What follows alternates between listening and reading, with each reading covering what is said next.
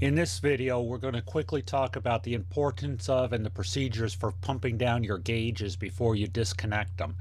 As we all know, EPA requirements require us to allow a minimum amount of refrigerant to escape when we're servicing a system. That's regardless of what type of refrigerant it is. We still have to contain as much as possible.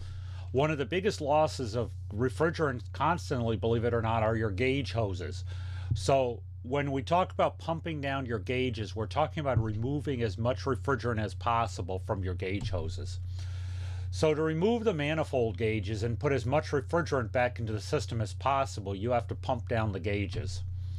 When using low loss fittings, remove the high side hose from the Schrader fitting. In other words, you're going to disconnect the high side hose, but you're not going to release the refrigerant out of it.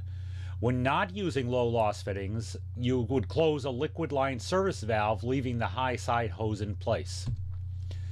Sometimes if a low pressure switch is used, you may have to jump out that switch, but that's not often.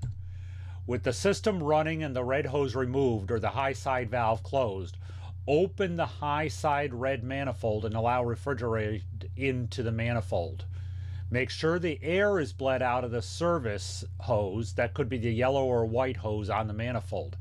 So you're going to open the handle, open the valve over the red or the high side hose.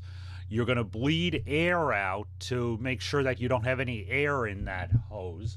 And then you're going to open the low side blue manifold port to allow the refrigerant to be sucked into the system. You do this with the system running. If the liquid line service valve is closed, the gauges will drop down to about 0 psi.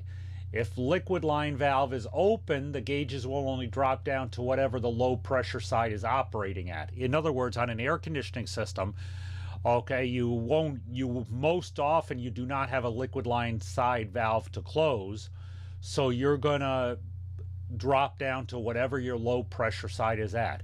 Either way, the hoses will be empty of liquid refrigerant, which is the greatest loss. You're going to lose a little bit of suction gas, but you won't have any liquid left in your hoses.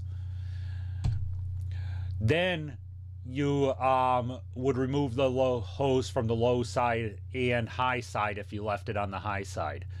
Okay, and make sure you remove any jumper you used on the low pressure switch.